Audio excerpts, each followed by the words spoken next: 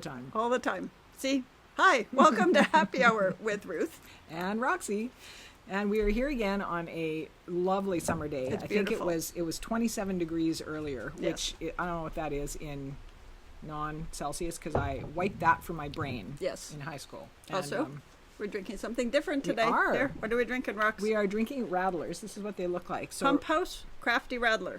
I think you have the limoncello and lime one. Oh, yeah. Oh, I didn't even read that. I was Yep. looking for this flavor on there. I just saw green and a lemon. lemon. Yep, limoncello and lime. I have a cherry something one. And then a different one is Ooh. grapefruit and tangerine. Oh, that'll be a good one too. Nice on a hot summer day. So what's a Radler? A Radler is beer. It's like if a beer and a cooler had a baby. A cider had a baby. A cider. Okay, yeah, because Right. they're not sweet like a Not cooler. so sweet. And they're not sour like a sour. No. But they're actually And delicious. it feels like, and maybe I it's should just know a little. this. It's like a fruity beer. Beer. Yeah. Wait. Craft beer and fruit soda. It's craft beer and fruit soda. Okay. So that's what it is. Okay. Oh, that makes sense. So that's interesting. It's Hey, surprisingly we have delicious. dogs here, and they're having a little dance. We have an unneutered male. We have two neutered males and one that still has his balls. His bits. Yeah, he's His still got his and bits and pieces, and Yeah. but he's not the interested party though. No, he's Chalupa loves him, and they're Yeah. playing their little game. We're just watching Loves to make him. sure that because Chalupa's old.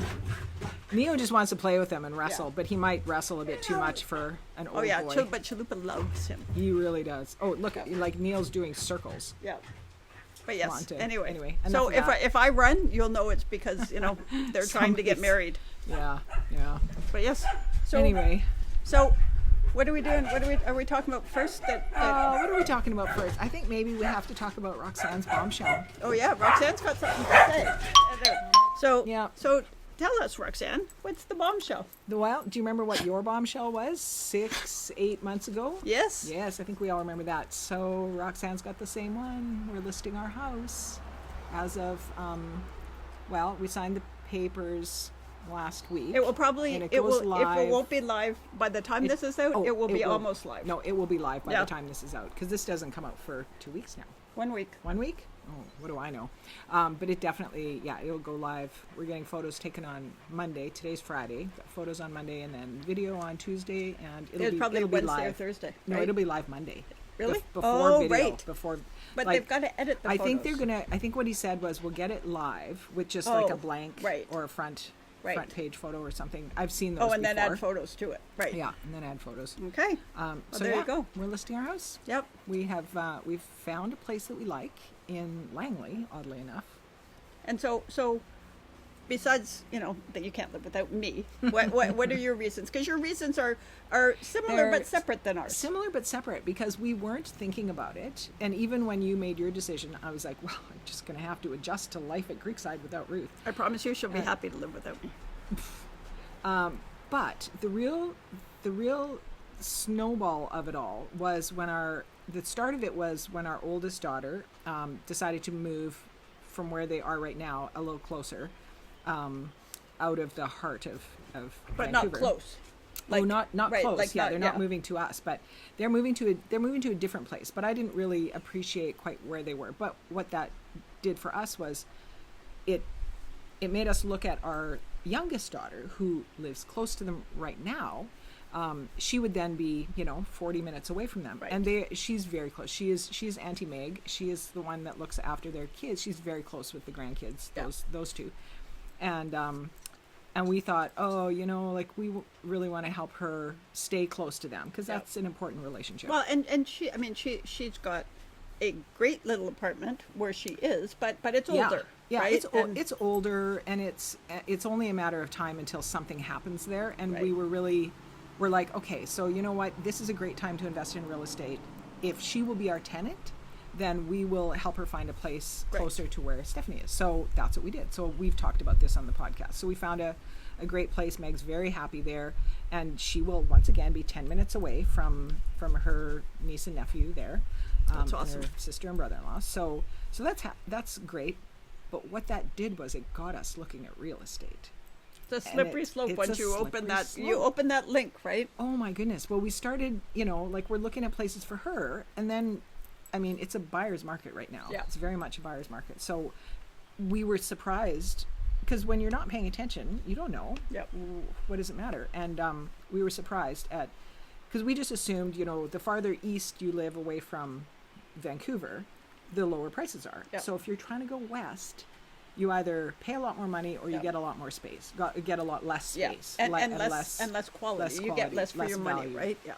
Yeah, less for your money. So we realized it wasn't quite as much as we thought it was. So then we started looking in the area ourselves. We actually were looking at high-rise apartment condos, 35th floor high-rise. I was kind of excited by proxy about that because I've never been a high-rise person, Yeah.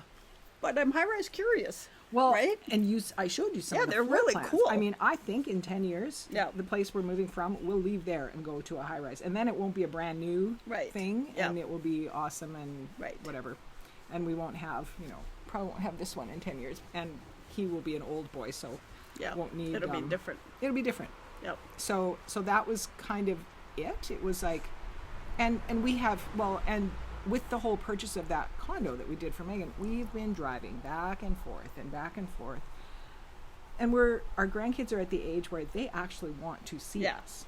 They're asking. They're asking to see us. And so, I go in and, sometimes I stay over at Steph's place because it's too far to drive in Yeah. one day. But it's not quite far enough to go and stay. Yeah, for a week. For a week. But then I don't want to bring my dogs over there. So what do you do with the dogs? And it's just a whole thing. So we thought, okay, enough of that. Let's just look. And we just looked and we Let's found... just look. Famous last words, I gotta Mhm. say. Let's just look. Yep. Yeah, so we haven't bought anything yet. We're not quite in your spot, but we have found a neighborhood that we like, and there's a couple of houses for sale in there right now that are they would both work. One is more of our favorite, so we're gonna go look at them both again next week, Yep. and probably make an offer next week. Wow, So it's exciting. yeah, But I think it's important too to talk about, like, okay. neither we need one to of talk. It's us, too neither one of us are unhappy here, right? We're Like, not leaving something. No, we're going right? to something. But that's just it. And like, I think this is a good sort of point to make, and maybe we can share it with Steve and Kat, our realtors. Is like, this is a fabulous community, and like, and leaving it's a big decision, right? Yeah. To leave here. I mean, both of us, it's to be closer to family. For Paul and I, as we look towards semi-retirement, because I could never retire because I would online shop and online gamble and day drink, and it would just be a messy thing. But as you're looking towards it, like, our house is too big for us. Our family tends to go to the island because that's where most of the family is, right, kind of thing.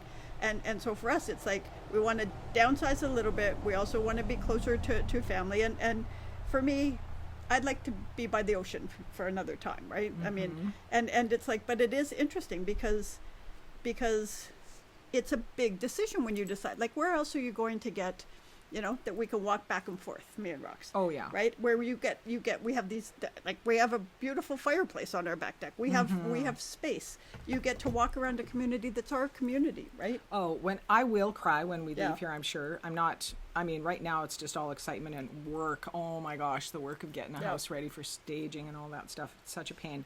But like, I love this. Yeah. This is so fantastic. Yeah. And we won't find that in it. Well, No, for everything you move towards, you also have to leave something you have behind. to leave something behind, and Right. that's just the way it is. And I mean, if we end up in the house that we're looking at, we're going to have more space than we have now. Well, less yard, which for me, given my my back and all that stuff this year, every time I'm working out there in the jungle, I'm like, oh, it's too much. It's too much. Yep. So something a little smaller yard-wise is fine. We've been having word challenges Word today, mostly challenges. me. Ugh. But I think the that's thing it. with the guy and Yeah. the whatever? Yeah, Yeah. that's the kind of thing. But I think like Creekside Mills is not somewhere that you leave easily, right? No, I think no. it's the thing. And selling it, it is a big decision. Like, there's the pools. Like, we have two pools, a kiddie pool. There's a hot tub down there. Now, we happen to have a hot tub in our backyard that you guys can use anytime you want. So we're a little spoiled that way. But the other thing is, there's the garden plots that you can get and grow your own veggies and that sort of stuff. We have cutting gardens. Like, we have a great gardening committee. You know, And there's it's so dog friendly. Yeah. Like the paths around here, the off leash park. Yeah. Like you guys walk all the way around the complex every Yeah. day. I walk some of it, Yeah. a couple times a day. yeah. It's such a great And place. it's like both of us have among the most private Yeah, homes yeah. because we have it's a one-way trail. You can't go anywhere. It's a dead end. It's a dead end. So lots of privacy. Both of us have fairly big backyards. I think yours is the second biggest, which I think could make ours the third biggest. I think 'cause you yours have is a the huge third. side yard, Yeah, yeah. right? Like and very different. Roxanne's got a sort of sophisticated, beautiful garden, and I have pink flamingo. You've got the sunny beachy thing. Yes, Right? yes. We've got the shade. We've got more shade because we're Yeah. closer to the mountain.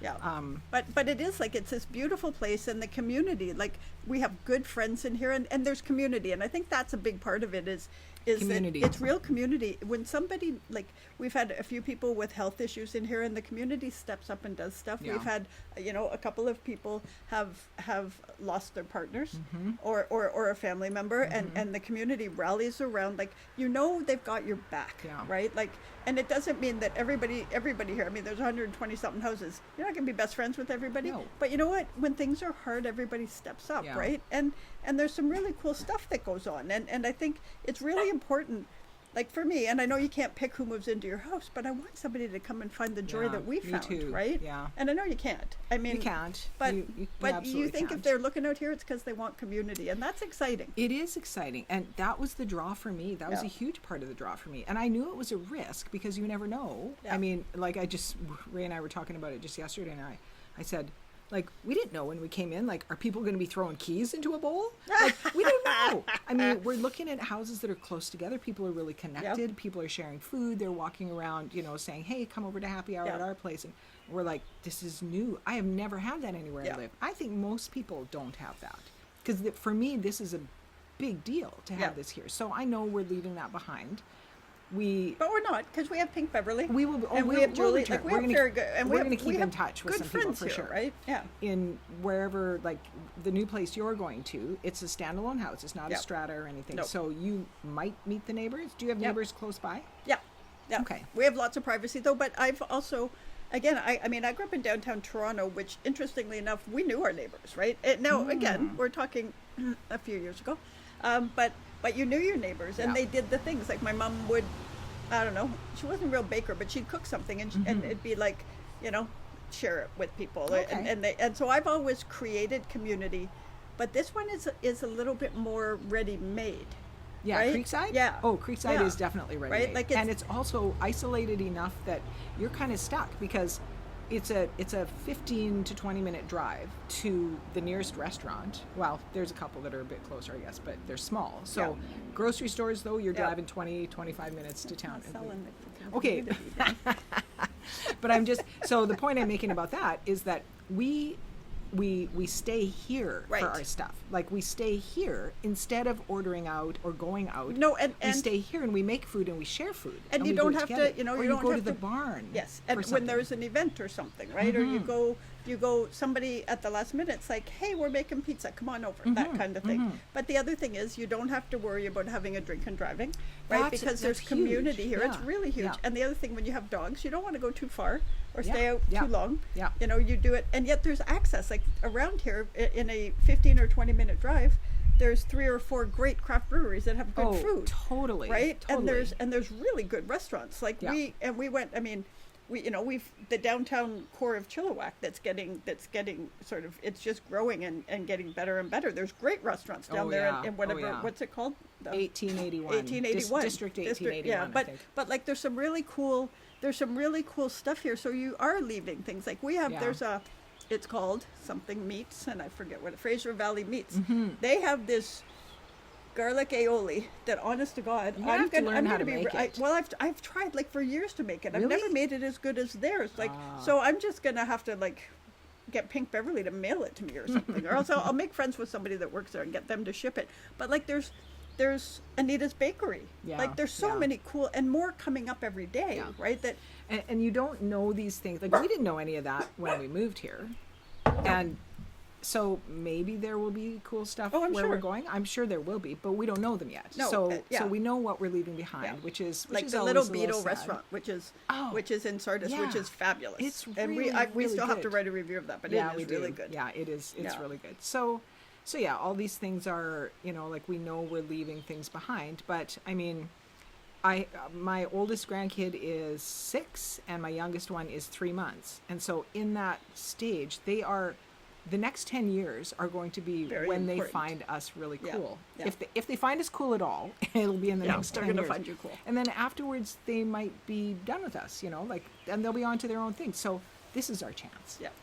And so we want to be close to them. And it is just a bit far out for our kids to come Yeah. out. Well, from. and especially for us in the winter, right? Mm, And mm-hmm. it's not. I mean, I still go in to see clients and do all the things, so it's not impossible. But after a while, when you have everything you want here, it makes it harder. You to don't leave. want to leave. Yeah. Yeah. That was, and so I will say for us, this was the best place to hunker down during the pandemic. Yeah. Because we moved in November, and the world, or here at least, shut down in March, I believe. Yeah. So we had a little time to get to know people and to get familiar and comfortable. And then we bubbled. And then very shortly after that, you guys moved in Yeah. too. And we got our electric blankets, we got our patios with the Yeah. fireplace. Yeah, we're so distancing. we are distancing. We can still socialize without driving anywhere and staying safe. Yeah. And even before we were allowed to have bubbles, we were doing dinner parties on Zoom, right? Mm-hmm. Like we were doing, Yeah. we did some cool stuff, and it created like you laugh because lots of people talk about romantic COVID relationships. We're a COVID relationship, Totally. right? Not Absolutely. romantic, just saying. Not that there's anything wrong with it, but every time she says, "Oh yeah, our kids are coming out," it's like, not my Not kid. our kids. Yeah. Not our kids. Yeah. Our kids. Yes. but so it is. It's it's big news. I think it's a loss to the community that you guys are going, because It's a loss You that know? both of us are going, right? Like it's for sure a loss that you guys are going. Like there's people that will be sad to lose both Yeah. to have both these houses change over. Because when we Like the still moon now dance. we talk about this corner being great because we have a very good friend that lives right across the street, and next door to us, And Bev next and Rob door, are fabulous. exactly. They're right? wonderful. and they So- have a beautiful garden. Holy doodle. we have this amazing corner here, and I'm sure the people that come in here are going to be great too. It will be different. Yeah. And every time, but for me, that was a little bit of it. I'm not moving because you're moving, but You can't live without it's me. not, for me, it was like, I already have to get to know new people next door. If I have to get to know new people already, I might as well be doing it closer to my kids, Right. you know? Yeah. So, yeah. No, and I can also see from that, like, if because we have it where it's like, hey, what are you doing? You want to come over right now? Mhm, Right? Like, mhm. and it would be hard to look over. Like, it's like anything. It's like I think about it when you're visiting somebody and then you leave and you've got all the, getting home and a plane ride Mhm, maybe and all this mhm. stuff, and then they're there and it's like, oh, the dinner table, it's not, Yeah. it's not, everybody's not here anymore. Right? Well, I was even imagining, like, depending on who sells first, right? We'll visit each other. Yeah. But then you're coming back here, but you're not going home next door. Right. So then is And it somebody else weird might be in there. And someone else is in there. And then, like, I couldn't bring my dogs back here if we didn't live here, Right. because they'd be like, well, let's go home now. Yeah. Well, there's home, Right. And I mean, Oh, that's interesting. I never thought about Uh-huh. that. So our dogs, when I'm coming over here, I don't know how they know it, but they know it, and they go honestly bat poop crazy, right? You can hear them. It's like we mistreat them at our house, and then they get to come over here for, But it's like because we have a long closing date because there's a tenant in the house that we bought, but like if my dogs ever got out, they'd come in here. Oh, they'd come here. Absolutely. Yeah. Mine, they'd wander around for a while, but they absolutely love your place. Like, they definitely Yeah. want to go there. But they want to run first. Well, Neo stands at the gate and looks. I'll have to find that one He of his does. pictures and looks longingly over at us. So here's the thing. Like, he's going to look over there and annoy the crap out of the new people that move into the house, because they'll be like, what the heck is his dog doing? Look at that peeper dog. He's a peeper dog, all right. Yeah. But, yeah. Anyway, so how do you feel about? sharing the news? Yes. Well, I'm happy to share it because because we haven't been thinking about this that long, but I would say, well, you might know better than me, like 2 months maybe, probably. When did Meg start looking? Oh, we started looking with her in January, but then we were all focused on hers. And then when did we move her? April? Yeah. think it So was probably April. around then. Yeah, so around April. And I remember joking to the realtor because he's a friend of Ray's. That's where I knew when you came home and you said we were joking. Oh, yeah. We were joking with because he's going to retire next year. And I Right. said, no, you can't retire until we move. And we'll probably move in the next year or two. Until Yeah. that happened. Yeah. Yeah. Yeah. Yeah. And he said, well, you got till the end of the year then. I'm like, And well, there you go. It's his fault. it's his fault. We blame him. Yep. Yeah. But yes, so send us your questions. You know, Mm-hmm. we'll show you pictures when you guys buy, and we'll Yeah. show you pictures. That's what we didn't put up last week. Was 2 weeks ago. It was pictures of my house, my new house. We were going to put up pictures Oh, of that. that's what we it couldn't was. remember what Yeah. it was, and you know. I'm editing the podcast afterwards, and then we went for a walk, and I said, oh, we said somewhere. Do you think I could Yep. find it? What it was? It was also pictures of the seafood boil. Oh yes. We did this amazing. Okay, I'm putting this now. Yeah, you write those down. Did this amazing seafood boil in Langley, Yes. where we're going to. Yep. Outdoor. It was Oh, kind it's of fabulous. kind of for my husband's Roots birthday and Wings. at Roots Yep. and Wings. It was awesome. Yeah, it was really delicious. awesome. You We find will- the coolest things. Roots and Wings has cool stuff Yeah, though. they do. Like if you're ever Cool up there, events.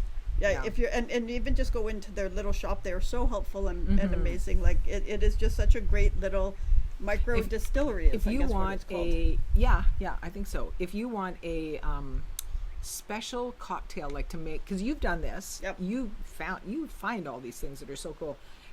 For our neighbor across the street for his 60th, you said, hey, let's do this Yeah.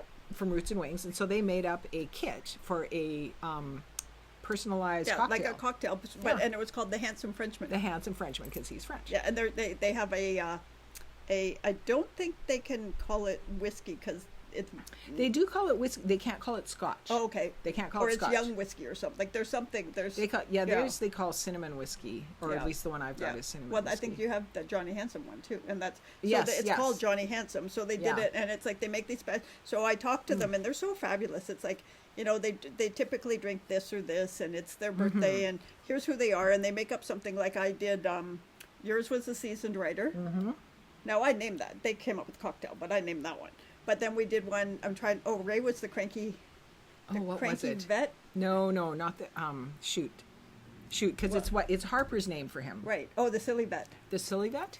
Yeah, that's her name for That him. is I her think name we for called him. him the cranky vet. Okay. Or something okay, like that. yeah. But yeah, that was it. And I forget what we did for Julie. Oh, because Julie was talking about getting older or something, and it was the grand old dame or something Yeah, like that. something like that. Yeah, Yeah, yeah. yeah. It's so much fun. And they give you the recipe. It's in a nice box. Oh, it's with beautiful with glasses. cocktail glasses and everything. Yeah, it's really cool.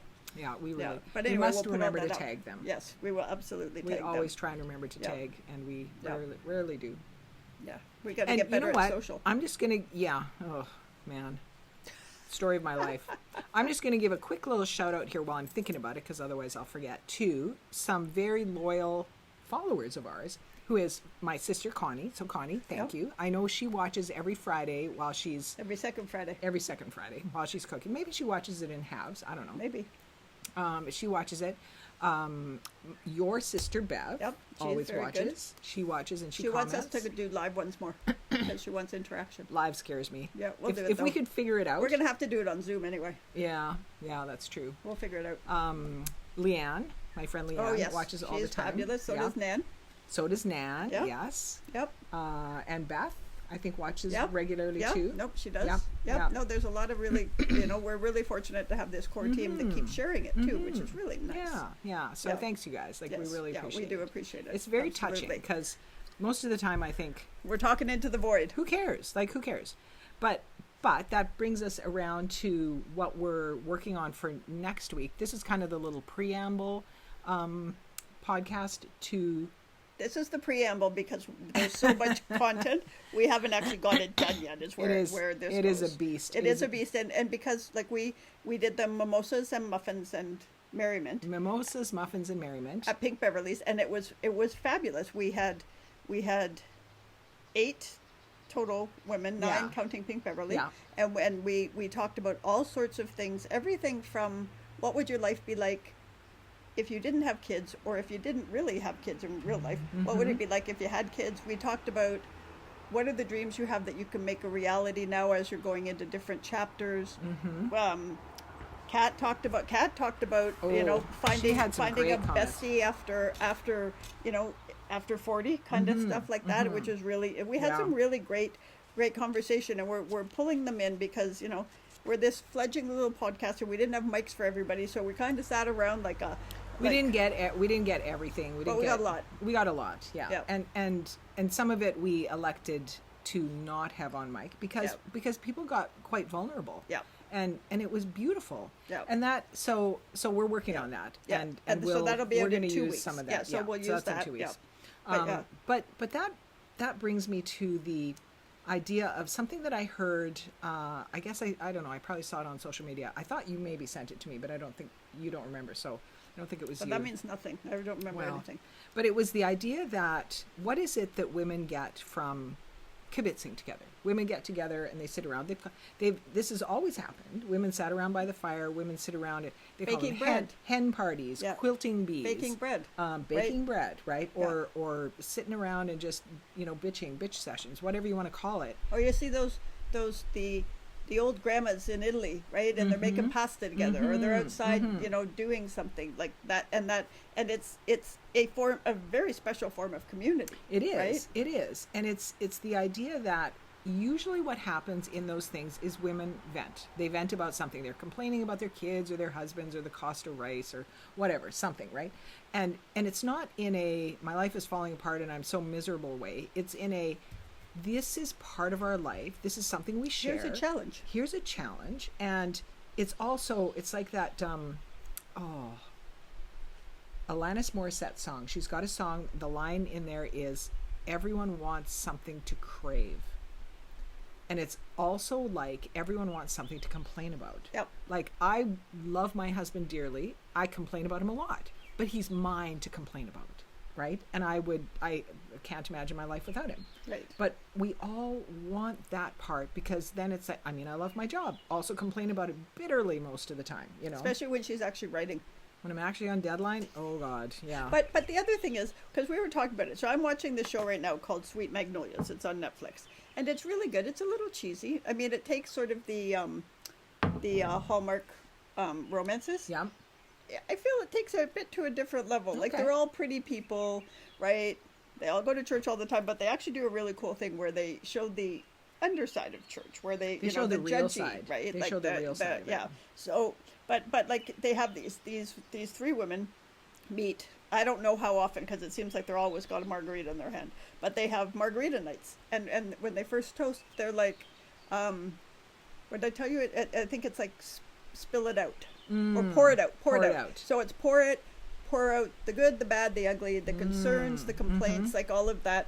And I was saying to Roxanne when we were talking about this, it's like, it's not my kind of show. It's a little cheesy for me, right?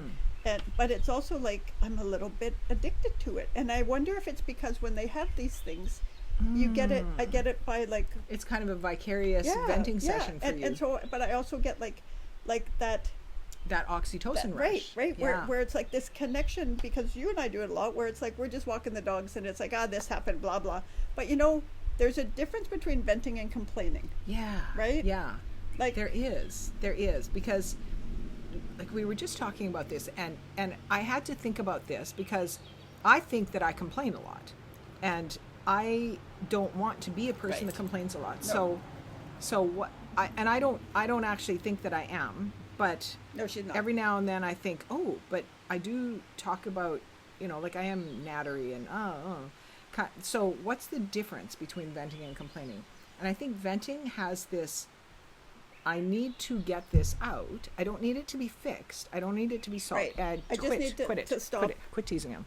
I just need it. I need to stop ruminating on this. You kind of got to push it out. And it's usually nothing major. If it is something major, I'm more likely to go quiet for a while about it. Yeah. So usually if I'm nattering about something, it's not a big deal. Right.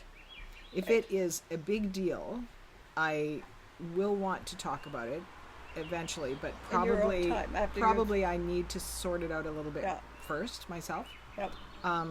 But there is that something, women listen differently, I think. And this is a broad generalization, but women friends have a way of listening without judging and without trying to fix it. Men will often try and fix it. And this is a thing, you know, in my marriage. I mean, my husband is still working on it. He's much better now. But I used to vent to him. Yep.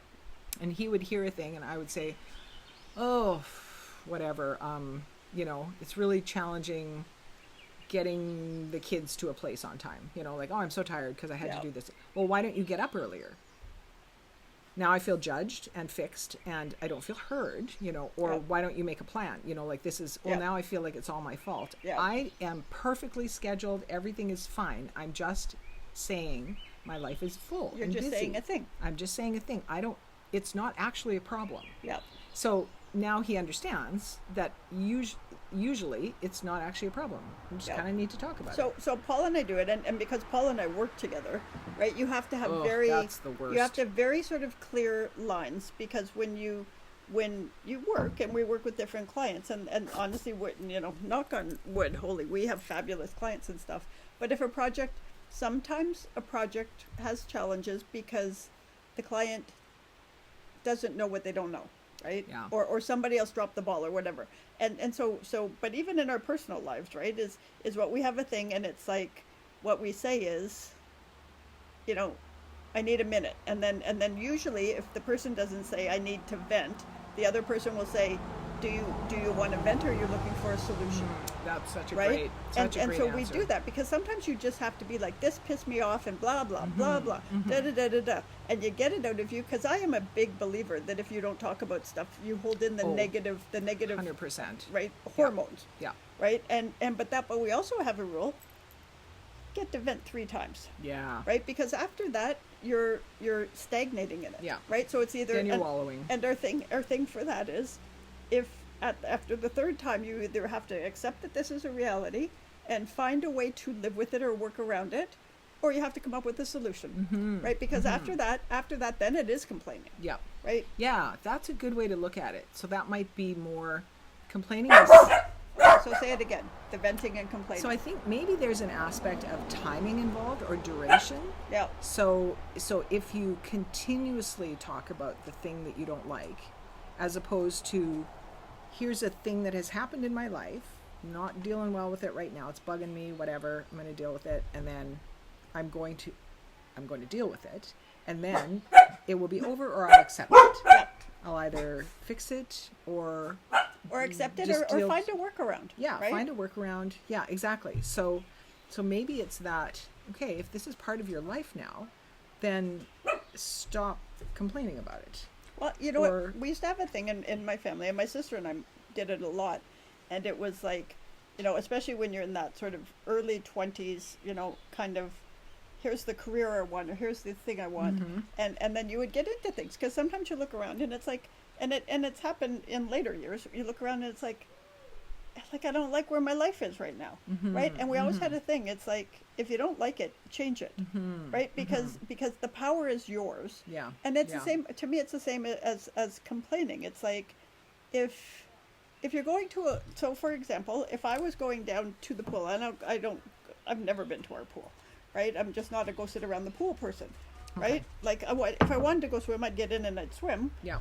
But also, like, I don't want to go sit down there because I like it where we are, and I don't want to leave my dogs. But if I was down there and there were kids jumping in the water, well, the reality is, kids are going to be at the pool and they're going to splash, right? So if I complained about that, I figured that's on me, because what did you think would happen in that scenario? Totally. Right? Yeah. Like, yeah. Totally. It's just one of those, and I think it's easy to fall in if every time I went, so I have a pizza oven, and you know what, the starter didn't work, I think, from the beginning, so you have to use those starters are always tough. That's but half the barbecues we've had, the starter didn't work, and so you got to use a lighter, and I'm not good at this, and it scares us, and you should see it's a comedy show when we're lighting it. Yeah, it's quite something. But you know what, I could be pissy every time I use that pizza oven, right? Because it's like, well, the starter should have worked. It cost, you know, I paid good money for that, blah blah blah. But you know what you do? You go, well, I better figure out how to do this. Yeah. Okay, but you know what I mean? Because otherwise, it's like, it's one of those things where you're bringing that negative energy in all the time. So you know, I had a situation a long time ago where my dad had issues with, I don't even know what phone provider. They were unhappy Okay. with them, right? Okay. They felt like they were being overbilled, all the Yeah, things. yeah. And they switched. But then they put their Wi-Fi password as, thank God it's not what the old company. And it was like, but all you're doing is reminding yourself of negative energy. Why won't you say woohoo Wi-Fi? Right. Right? Right. Like instead of I hate TELUS or something like yeah, that. like it's just one of those things because you've got those grooves in your brain. That's true. That's a really good point. That's a really good point. Well, you've mentioned this anecdote before. I don't know if we've talked about it on the podcast about somebody that you knew, or what's the story about the guy that was divorced? Oh yeah, getting he divorced? had a heartbreak. He was heartbroken, right? Okay. And he had been betrayed by his person. Yeah. Right. And they were getting a divorce, and he hated her. Yeah. Except then I didn't guess want it was to from hate no and he went to a therapist, and it's like this is killing me. Like Yeah, I live in this anger all Yeah. the time. I live in this negative. And the therapist got him to change all of his passwords to I want to forgive her. Right? And then as he got there, because what your brain hears in I want to forgive, it opens a door. Yeah, And then you get yeah. to I am forgiving her. Yeah. And then yeah. it gets to I have forgiven her. Yeah, Right? yeah. She is forgiven. Yeah. And you tell yourself that, and it's a little bit of I think neuro-linguistic programming sure, and stuff. yeah. But it's your brain. Think of your brain as a computer. Yeah. If you put negative crap into it, that's what spews out.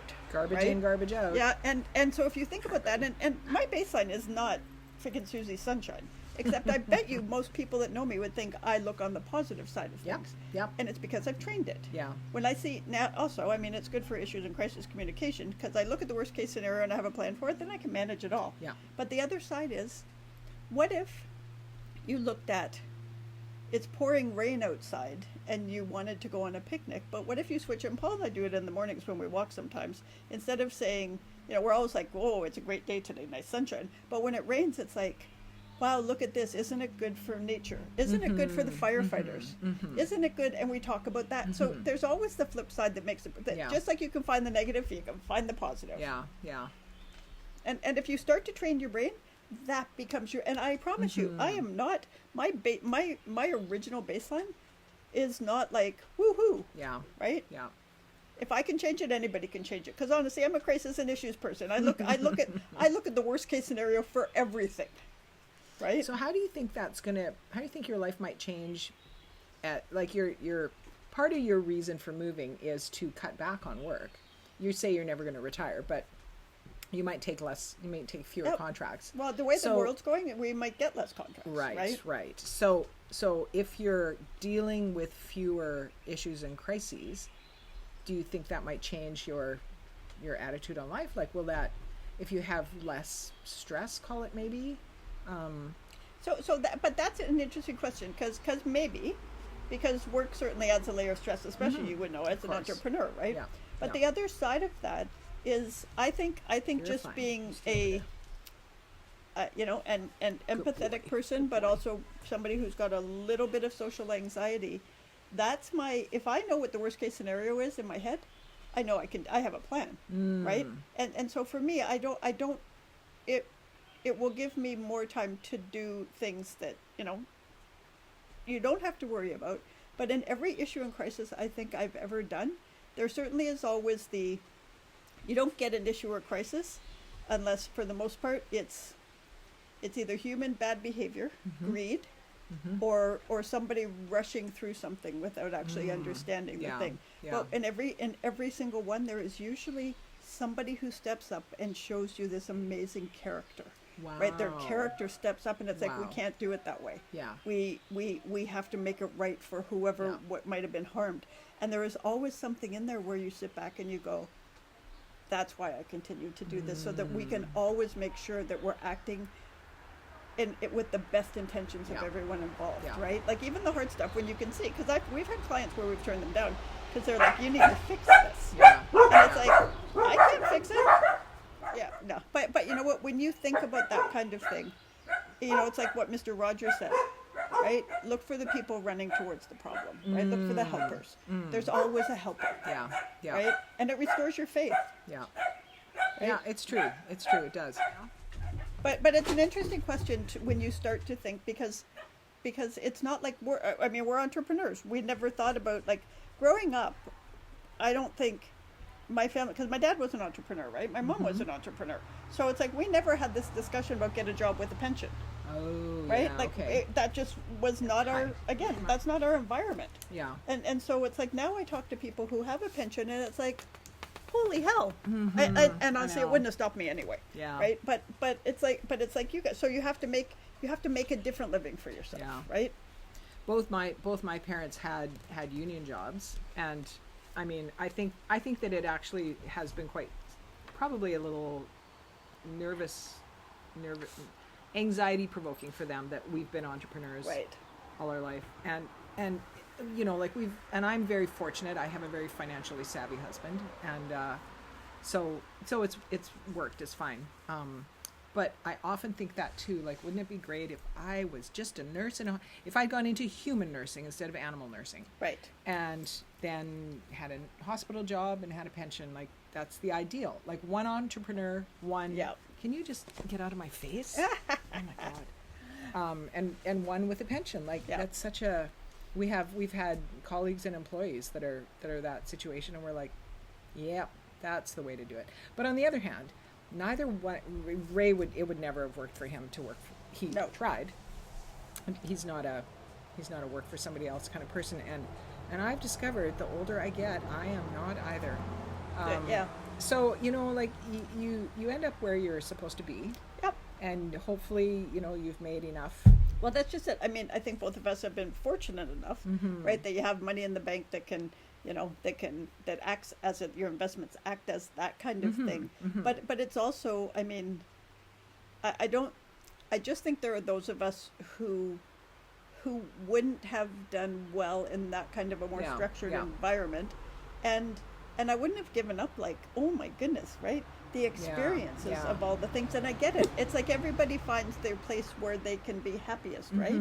Or they were able to. They had the information that gave them comfort that they would stick with a job maybe they didn't like because they saw that differently. But I was always like, I can always make money, right? and you know, I always have. Yeah.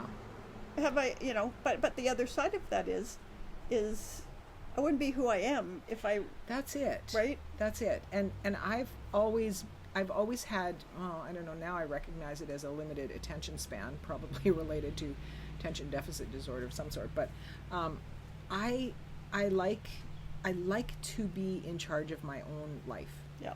You know, so for me being, I mean, you know, I worked as a vet tech for years, and that was very helpful for us when we were building the business, and throughout the business I worked mostly in HR. But, you know, the author side of me loves the up and down of the business because I like to work hard, and then I like to be done with it and take a break. Now I'm on kind of an extended break, but I also think that I worked really hard last year, so I'm really happy about that. But, you know, for the very first time in the last week or two, the thought occurred to me, what if I didn't try to write any new books? Because the deadline pressure, that's not a fun part for me. That's a really hard part. And then the marketing part, oh my God, I hate that part. But it is part of the whole process. And would I love writing a book if I didn't have a deadline, if I just wrote it on spec and then tried to sell it, you know? Could you, could you do, like, would you finish? That's the problem. Is it seems like it's necessary for me to have that external pressure to finish a book. Yep. So that's why I'm really enjoying the process so far of writing with someone else, like my friend Leanne, who's probably waiting for an email from me right now. I'll make sure she does it right after this. Because she and I will work together, but then it's not all on me. Right. And then my husband has a book that I'm really encouraging him to work on, and he wants to give me all the content and then have me, you know, put it together, which is also fine. Like, I would enjoy that. And I love editing for you guys. Like, I love that because it's a different, editing is a whole different process. It uses your brain differently. Uses your brain differently. And I find it really, there's a linearness to it. There's a rule-based aspect that is, it's easier in some ways. You have to remember a lot of stuff, which you wouldn't think that would be good for me, but You're really good at that. You're really good at the corporate editing, though. The creative part isn't there, so the pressure to come up with a creative idea isn't there. So it's like I follow the rules and I make it happen. Oh, that's easy peasy. So that's really interesting, because my side of it, because we have different editing skills, right? So my side of it, I feel like it is the actual creative part of it. Yeah. Because, but yours too. But mine is like I go through and it's where the messaging is, and it's things like I'll use an example because I just read this somewhere. Is they're saying police organizations now, not police force.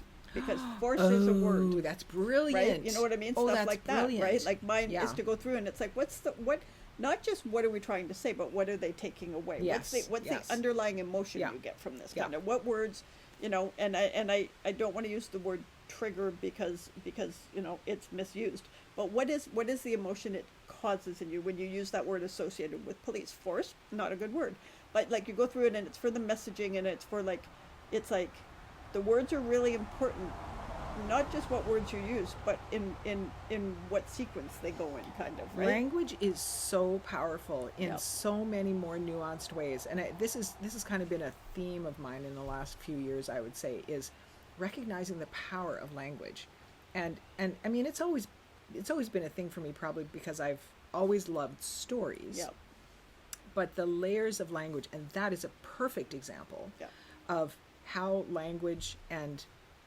the use of language, how words are put together, because that's a phrase, it's a name, and you could say, well, it's just how they refer to it, but force has an absolutely different meaning to it. But it's the same as and I'm still catching myself, master bedroom, right? It's main bedroom, right? Because the word master has horrific connotations for black and brown people, right? It's terrible. And for women. Yeah, and for that's right. Yeah. But like things like that. But then the next I'm seeing that all the time in real estate listings now. Right, but that's just and I will change it if it comes out in mine. I will change that. Yeah, they use main. Main, good. Yeah, good. But the other side is that then after I sort of go through the bigger messaging and like it's the I don't want to say content strategy of it, but it's kind of like making sure the narrative is actually meeting what they're doing, but making sure it's meeting what people are taking in, and then when you go through it and you help pull the narrative together in a way, right? And so to me, it's really interesting that it's like we're helping people like scientists and forestry practitioners and emergency management people and healthcare professionals. Yeah. We're helping them tell their story, because otherwise there would be no heart to it. Yes. And not that they don't have heart, but they're so busy giving you the facts. Right. Right. So see, to me, so there is a huge creative part of it, which it's different than fiction. It's different. Yeah. Fiction is a whole different animal. And for me, often it's this could be read two ways. Yeah. Which did you mean? Yeah. Because I don't think this is what you mean, but it could be read that way. Yeah. So what if we tweaked it this way? No, but that's exactly right. It's making sure it's the narrative from the reader's side of it, right? Not the narrative I want you to have. Yeah. But it's the narrative of how are they going to take this. So I do have to tell a funny story. We were working on a Commission of Inquiry report, which was a monster report. We had a very tight deadline. It was a really high profile, like front page of Around the World report. And Roxanne, we did her editing, and at one point the senior lawyer on the team, we were going through some stuff, and he said, I got to tell you, like, she explains why she did things, and it's really good. Like, I see why she did it, and then she explains why, and he's like, I don't know what any of that means. And I was laughing, and then I told him the story about how you made up flowers, so I said, she might be doing that to us too. Because I say, Roxanne, what plant is that? And she's like, oh, it's the raspberry blue version of a all you need to do is add japonica to anything, and it sounds like you know stuff. Yeah, and I actually used to know stuff about gardening, and I forgot 90% of it now. But it's pretty funny. I can still make some shit. Here, you haven't had that one yet. Ooh, I will try. Wait, I need you to open mine too for me, please, because I don't have fingernails. I don't use my fingernails for this. But so we've also been talking about funny stuff, because it feels like the last few podcasts have been kind of serious, but we've been talking about ridiculous things, and like what? Like the day Roxanne said to me, now this was a while ago, but she's like, you know, one of the things why we're really Finish good that friends. first. No, you can put it in together. Why we're really good friends. It's like, why, Roxanne? I thought she was going to tell me something really nice. And she's like, because you don't smell. or the time when I was like, yeah, you know, and I've had cranky pants. I think I've been a bitch lately. And she was like, no, you were nice last week. Sometimes my words don't necessarily always work for me. But it was really funny because I think we had just, I don't know, we'd walk past, because we walk the same route every day. And I think somebody was running their dryer. Right. And they had a dryer sheet going. And I can't stand the smell of dryer sheets. I don't like, the older I get, the more sensitive I am to smells. And I was like, in my head, what I was thinking was, you know, if you wore like really strong perfume or something, I don't think I could be friends with you. Or hairspray or something like that. And I'm like, you know why we can be friends? Because you don't smell. Yeah. There's my best friend. Yeah. Yeah. We did something today in the car like that too, because we went shopping. Yeah, but I forget what it was. We have fun shopping, man. Yeah, we've decided we don't want to shop with our husbands ever again. We're just going to go together. Oh, this one is good. It's sweeter though. Is it? Taste it. Tangerine. I love tangerines. I think it's a little sweeter than the lemon lime one. Maybe. I like it though. Yeah. No, It's these good. are really good. We'll have to tag the place that makes them. Do you want me to find it? So in Arizona, somebody has been diagnosed with the plague. The actual bubonic plague. Not bubonic. It's Not something bubonic. else. It's Okay, I'll find pneumonia out. plague or something like Well, that. they're calling it pneumonic plague. Yeah. But Yersinia pestis. The black plague or bubonic plague. It is that Is one. it? That's Is the that same what one. it's called? Oh my god! It's also known as the Black Shoot. Death or Oh, bubonic good. plague. Yeah, it's the same one. Yeah, great. So bubonic plague, people, it's here. Yeah, it's here. Okay. So how can we? So it was in the time. Let me just bring this up here. In the time that we know it as bubonic plague, it was carried by rats, largely sort of a lower class bad hygiene. Right. You got rats in your house. Bad accommodations. Oh Yeah. man, here's where I lose my words. Yeah. All that stuff. So why now? Why now? Why is it happening now in Arizona? Yes. Why now? But it's a serious question. Like, Yeah, I don't know. Like, okay, you don't know either. Because there's no vaccine. There is not a vaccine for it. They Okay. use antibiotic to get ahead of it. Antibiotics it's a to get ahead of bacteria, it. so yeah. So I was looking. They were talking about, you know, it's hygiene and rat based. And I don't know. I guess you can call rats animals. I don't know. Are they a part of some subspecies or something? But anyway, so Rats? Yeah. Rats like, are animals. Yeah, but I mean, are they? Is there like rats and mice and stuff? Are they kind of because they're the carriers? They're all rodents, right? Rodents. so, Okay. yeah. So there's the word. See, I don't have any words today. But so if you think about that, is because city services aren't happening as much because there's less. But like where? What's the the genesis of this? Right. Yeah. So how is it spread? Right. So we'll have to find out more. But Google it and see. Like that's a scary thing to me. Oh, no kidding. And you know, like certainly sometimes around here you'll see, mostly we would see mice or, you know, something that are, or what, not the mole, what's the other thing called? Vole? A vole, which I don't know the difference between mole and vole. I don't know, but I saw a little thing skitter across by the creek the Yeah. other day, which I rarely see things. Yeah. And I know they're around. We live in the forest. Yeah. Of course there's Yeah. stuff around, right? And everybody who lives anywhere has mice in their house. That's just how Yeah. it works. You don't see them. And of course now we're doing everything in our house. Yeah. And when we first moved in here, we did all of the spray insulation in the crawl space. So we know we don't have mice. Yeah. And that's Also, when kinda you how tend to do have it. dogs up there, you tend It to have helps. less. Yeah, absolutely it helps. Yep. Although I told you the story about our mice infestation in our other house. Did I? Maybe. I We forget had sometimes. 3 dogs and 5 cats, kids, us, all of us in the house. And we had, I think that was shortly after we had moved. Well, what actually happened was we had to rent for 6 months while our house was being built. Right. So we rented this lovely country house old house in the country that had a pool. It was big enough for everybody and all that stuff, and it was available. And so we put all our things in cardboard boxes and stored it in the garage in this Yeah. farmhouse. So mice got into our stuff. We didn't know it because we're idiots. And so we moved all that stuff into our new house, Right. which was on a mountain, so we were probably going to get mice anyway. But suddenly we got mice in our house. And I am freaking out because this is not cool. So we got all these pets. We're putting out traps. We're expecting somebody to catch something. No, can't. And nobody's catching any And you had mice. cats. We had cats. We had 5 cats. So one day I get up in the morning and there's Brian. Like he was a big cat. He was like, yes, his name was Brian. He was named before we got him. He's a big, like he was an 18-pound cat. He was a big cat. And he is playing with a mouse that is dead in a trap. I'm like, you are so useless. So useless. Yeah, we had to kill it first, and then you could play with it. So anyway, how did I get on that? I don't know, but it was funny. But yeah, so yeah, I saw a little vole Right. going across the creek, and I thought, oh, it wasn't a mouse. It didn't have a long tail, so I guess that's a vole or something. Yeah, and I don't know the difference between vole and mole, but like sometimes you see them and maybe something got to them, and they're usually just little mice or something. And you know, if they're on the path, usually I will get like a doggy poo bag, and I'll pick them up and toss them into the thing. So like some little kid doesn't come across it, or a dog grabs it, or whatever, right? I'm not doing that anymore if there's freaking plague out there. Well, I'm going to have to find out how that spread now. Yeah. But I mean, hantavirus, right, is carried by mice. Yeah.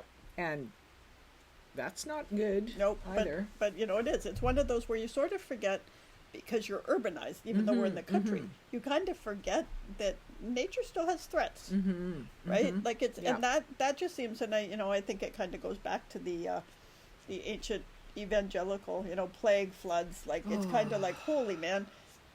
This makes me really kind of uncomfortable a little bit. I worry what tone this will take, because there will be people sitting back saying, yeah, we knew it. Christ is coming again, and the warning signs are all there, so anytime now. Well, especially the very, very fanatical, right? And I mean, I know less about Canadian religious fanatics than I do about the U.S., because the U.S. is, they're louder. But like the people that support Trump are going to use this. Yeah, right? They are. They'll be saying it's a sign of the end times. Yeah. Not a thing that needs to be solved. But that by science. By science. They'll be saying this is a thing that's happening, so get your affairs in order, make sure you're ready to meet your maker, because the rapture is going to happen Trump is the second coming of Christ, according to them. Are they really saying that? Yes. But also that? I could believe he's the Antichrist. Oh, for sure. But also they're going to blame Biden somehow, because poor Biden gets blamed for everything. That is so unfair. Yeah.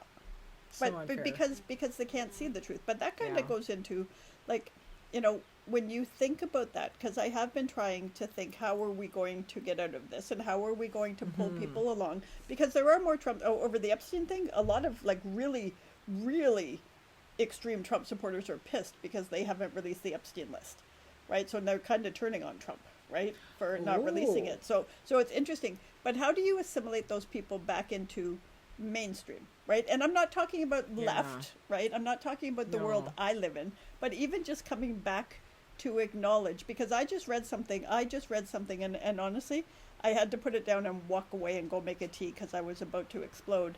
Somebody said, so if he's on that list, right? If he's on the Epstein list, which I'm pretty sure he is. I mean, he hung around the guy. There's pictures everywhere, right? And if he's on that list, and that means he's a pedophile, because many of those girls were 13, 14, 15, 16. Oh my right? gosh. Maybe 17. They were young girls. They were not, people say young women, they were not young women. But you know what? First of all, this person said, 17-year-old is different.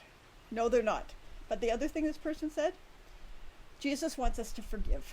And so I wouldn't like it, but I certainly would have to find it in my heart to forgive, blah, blah, blah. And it's like, hang on for a second. Accountability first. Hang on. So Hunter Biden did wrong.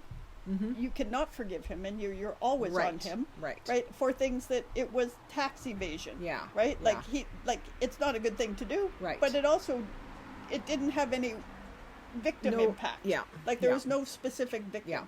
Yeah. But they could forgive him that. And in my head it was like, you were so far gone. Yeah. That like some of these girls were 12 and 13 too. Oh. Right? Like and I still don't excuse the 17. If you're a 40-year-old man, you have no reason to be sitting beside a freaking 17-year-old girl. No, I'm sorry. Right? But this is how far they're gone, right? Yeah. Well, and it's so funny to me, because the sexual sins are such a big deal in the evangelical community. Like it's purity culture. Like you've got to be, but only in one direction. It's only the women. I saw the funniest clip. I got to send it to you today. It's satire, but it's a woman named April Ajoy. I don't know how do you pronounce her name, but she's on Instagram a lot. And she was doing a little clip, a little, satirical thing on what happens at Christian camps, right? And it was, so she came up to the woman and she's acting the part of a camp counselor talking to one of the campers. She says, "Oh, I know we're just heading into chapel now, but I just wanted to talk to you really quickly before we go in. So some people have mentioned to me that your shorts are a little short. And I know you have really long legs, like you're tall and all that, and I get it, and that's such a God thing, long legs are so beautiful. But some of the boys, she should be on SNL. Some of the boys have mentioned it, and we really don't want to be a stumbling block. So I know it's not your fault. We haven't had our purity meeting yet. We're having that tomorrow. So I know you don't know. It's not your fault. You're not in trouble. Don't worry. But I need you to wear pants for the rest of camp, because we need to keep these boys' minds pure. We have to keep their minds pure. As if it's in anyone else's control but the boys. Yep. That's their problem. Well, that's just, and I've seen lots of things now where people are like, teach your girls to protect themselves, teach your girls not to wear clothes like this, and people are coming back on the internet. It's like, why don't you teach your boy not to be a predator? Exactly. Right? And the whole idea of, so women have to be pure. Women have to wear a burqa? Like, where's it going? Okay, and then if they wore a burqa, they'd be in trouble for that, because my God. Exactly. Right? Exactly. So no, your thoughts are your own problem. Your sexual urges are your own issue. What they need to be teaching people is consent. Yep. Boys and girls. Yep. That's it. You are autonomous human beings. You decide what you want to do, when you want to do it, with whom you want to do it. Yep.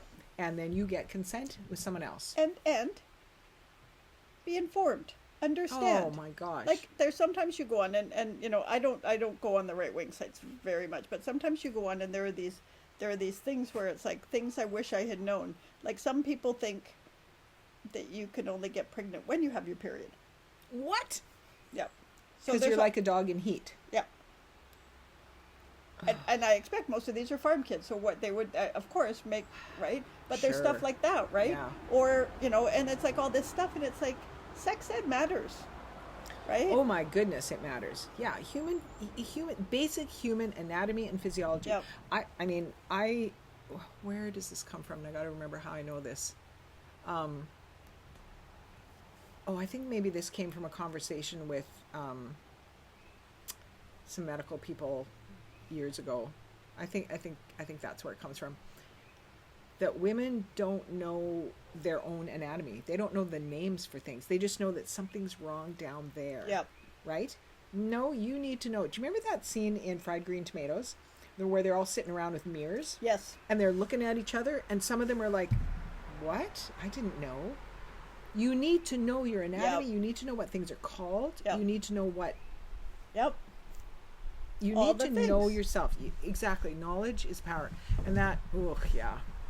But it is. And that's like, but it also, like, even growing up, and I mean, my sister and I having this conversation, she says that she didn't get the birds and the bees talk. I think I did, but it was probably couched in love, right? But anyway, but we were talking about it, like, we used to call, like, if you had to go to the bathroom, or if something was going on and your vagina hurt, right? As you're growing and like stuff is happening, we would call it our tinkle, right? So I had a friend who her snuffy, that's what they called it, which is really like, after that I was like, I can't be friends with you now. But the other side of that, boys get told it's a penis. Girls get told, do they? See, I don't know. I didn't have brothers. Boys. No, what did they get called? Maybe. Hey, who's out there that can tell us things? What did you call your bits and pieces? Right? Yeah, I'm trying to remember. I know my mom told me the birds and the bees. Your mom was a nurse, though. She was a nurse, yes. Like that. I feel like people in the healthcare world have a different view of things. Yeah, it's funny. So when my kids were little, I'm not sure that did I ever sit down and tell them specifically stuff? My philosophy on that was, they'll probably, if they ever watch this, come back and say, no, Mom, it was completely different. You totally dropped the ball on that. Whatever. I'm over it. My philosophy was always give them the information they can handle at the age they're at, so that it never becomes a big deal and a big traumatic talk that you have to have at a time when they least want to talk to you about it. So I had a friend at the time, so my kids would have been early elementary. So my oldest might have been 6, 7, 8, somewhere around there. And so my friend's daughter was just a little bit, she was the age of my middle daughter, so a little younger than that. And we had this conversation, and she was very, I was the radical friend, okay? She was super conservative, and her husband was, they've long since moved away, and I've lost touch with them.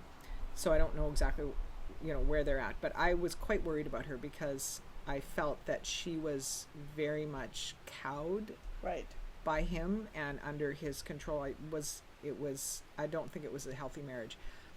And she was very determined that her thoughts were, no, we do not talk about sex. We do not talk about anything. When she's 13, I will tell her everything. And I'm like, at 13, honey, it is way too late. Oh my God. It is way too late by then. And also, oh my God, that at that age especially, and also how somebody who was very conservative, how you can explain all of the things. Exactly. How are you going to explain? And I mean, you're watching TV, you're seeing things on the radio, you're exploring your body. You're hearing things on the radio, just saying. Okay. Weren't we just oh no, we had a conversation. So one of the podcasts I listened to, I think it must have been Deconversion Therapy. They had an episode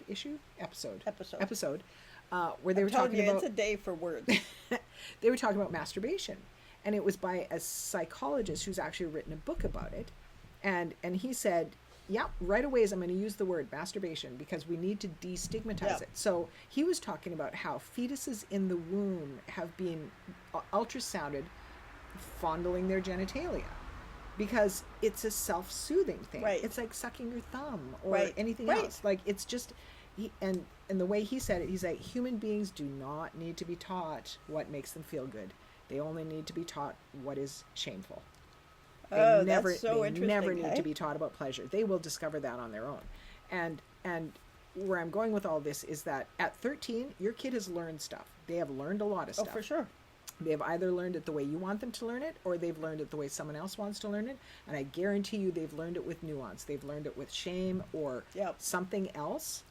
Something else layered onto it. You are a sexual being from the moment you are moving in your mother's uterus. And if they're learning it elsewhere, they are probably not learning it with an open and engaging. You know what I mean? It's either going to be, a little toxic masculinity because some boy is pressuring them to do something, right? Or it's they've learned it from a teacher for whatever reason because we don't know what the intent is, or they've learned it from kids in the playground who don't know nothing.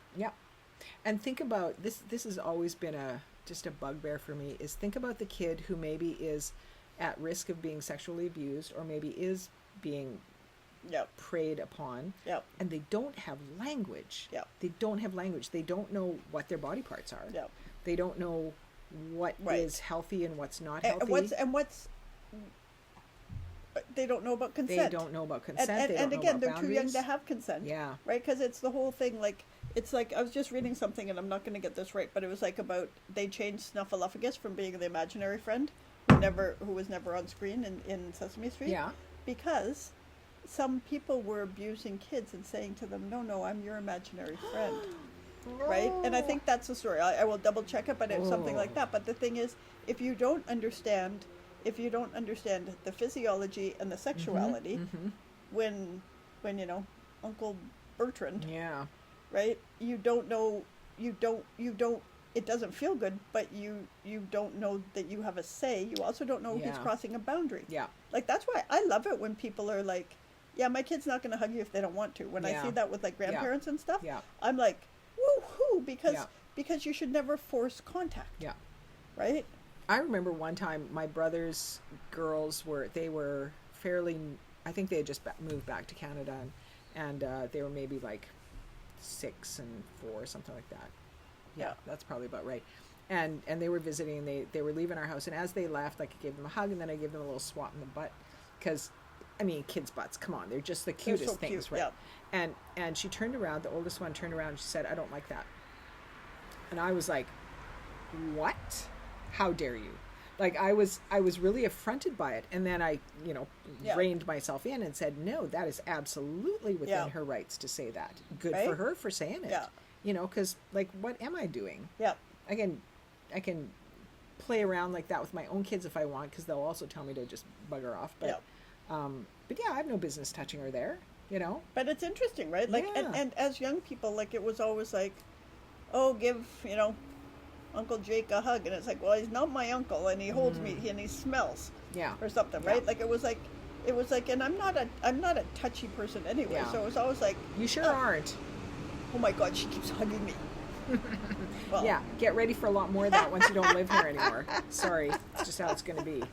You can tell, we're a match made in not heaven. But it is an interesting thing, and it worries me, the control and the toxic masculinity that you and I have just been talking about, just in general, about and it's something we did talk about when we had the mimosa thing, right? We talked about the male loneliness, and Aaron was talking about, but it's a lack of skills in engaging that men don't get taught. We get taught, and maybe it's at home, because I don't know that it's at school, but women get taught more about socializing. Because the other thing is, think about, for the most part, who's in charge of the social life of a family. Oh, it's always the right? It's always the woman. It's always the mom. Right. Unless you have a gay best friend. Because honestly, my cousin Tommy was, so I'd be like, I'm having a dinner party, what do I do? And it's like, unless you have a gay best friend, it tends to be the woman, right? Yeah, actually, now that I say that, I would say my husband's a little more in charge of our social life, just because he's more friends than I do. So he's like, oh, so and so wants to get together here. Does that work? But then somehow the ball lands in my lap for the details of it. Yeah. Drives me crazy. Yeah. But yeah. But it is an interesting, how the woman's role is shifting. Mm-hmm. And I wonder about that that idea that women have better social skills. I wonder if some of that is because they are there's a word that I'm looking for. It means affirmed or approved. Right. Encouraged. They're encouraged. They're rewarded. Yeah. They're for that behavior, whereas men might be shamed for it. Like, I think back to home ec, right? And we were quite fortunate. She ended up going on to become a food writer, our home ec teacher, which was fabulous, right? And she did a bunch of stuff for the Toronto Star, and she wrote a couple of books. Elizabeth Baird, I will tag her and see if I can find her somewhere. It was really fabulous. Elizabeth Baird? Baird. B-A-I-R-D, okay. yeah. But I don't know, like, looking back, I don't think that if there were boys in our home ec class, right, and we mostly did cooking. I don't remember sewing, and I might have just blocked it out because I sucked at it.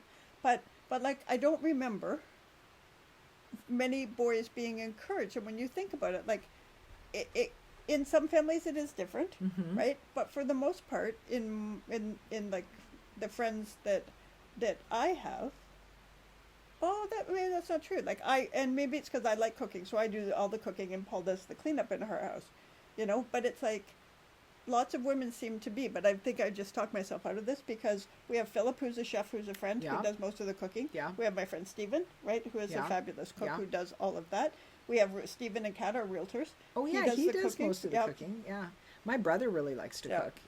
I think he does any cooking that happens. I think it's him. I don't think his wife likes to cook at all. Right, but so I'm full of crap, so don't listen to me. but it is interesting, because these are changing roles now, right? Yeah, and I think the socialization is largely about what's being rewarded. Like, when I was a kid, the girls did home ec and the boys did shop. There was no crossover. There was zero crossover.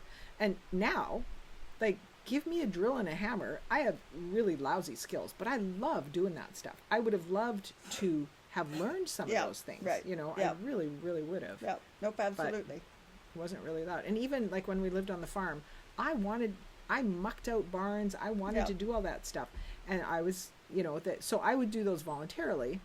in addition to the inside Your other chores that I chores, had, yep. right? Because I had, dusting and all Yeah. that stupid But stuff. it I is didn't wanna interesting do. the stereotypes we have, even which I just said. Like I just caught myself in a stereotype moment, right? Right where Yeah. it's like you do think that, but I think times are changing, and that's good. But I like it and I really like it when you see the young kids and you do fall into the sort of trap of it's like, oh, are you going to be a princess when you grow up? And the kid goes, no, I'm going to be a surgeon, and they're like 5, right? And it's like, yes, Yeah, Yeah. good job. Yeah. Good job. yeah. Well, I think we're almost there.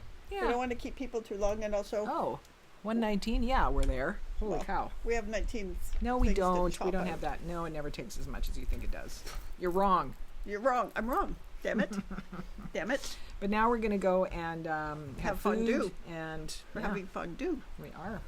and some kind of grilled cheese because we're on a healthy diet. I was saying, yeah, it's time to have some cheese because I had a burger and fries yesterday, so got to round out my diet a bit. Okay, so What are you grateful for, Ruth? oh dang I'm gonna it, get she you got me first. Dang it. Uh-huh. I'm grateful that I won't have to keep your secret anymore. Yeah. I've had to watch, like, people say stuff, and it's not my story to tell. It's not my thing to tell. But people say stuff, and I'm like, oh, look, a hummingbird. Yeah. What are you grateful Yeah. for? I'm grateful for the openness to change. That's pretty vague. I don't know. No, I get it. I never Change is hard. like change. So you know what I was thinking today? I was like, what is it about moving that is hard? It's because home is not home anymore. So we're living here, but is it home? I was mostly thinking about my dogs. It's like, well, when we move, they're going to be feeling like, well, can we go home now? Yeah. Like, when can we go home? Yeah. No, this is home now. How do you explain that to them? So I'm grateful for mine and my husband's, and you and Paul started it, that willingness always my to fault. embrace change, because change is hard. It is hard. Even good change is hard. Good change is hard. Yep. All change is hard. Yep. Yeah, good, bad, and ugly. So That's a good one. we're gonna go and have fondue Yep. and cheese, and we're gonna cheese it up, and then we're gonna have more cheese. Yep. Cheese, and more cheese. Yeah. Okay. Yeah. So, what do we need more of, Roxanne? Oh, we need more happy hours, Ruth. What do we want less of? We really need less bullshit. Less bullshit. Okay. Thanks, you you guys have a guys. good weekend. Tell us Thanks what for you're being thinking here. about all the things. All the things. Okay.